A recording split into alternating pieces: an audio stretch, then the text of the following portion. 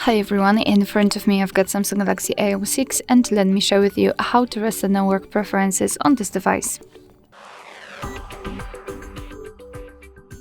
So let's start with opening the settings, and here we have to scroll down to the very bottom to find general management.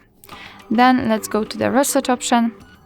And here we have to find either reset mobile network settings and reset Wi-Fi and Bluetooth settings. So as you can see, in this device it is divided between two different categories. So let's start with the mobile network settings. Simply tap on it, tap on reset settings, and here we've got the information that you have to be aware, because this operation cannot be undone, so be aware about that, and tap on reset if you are ready.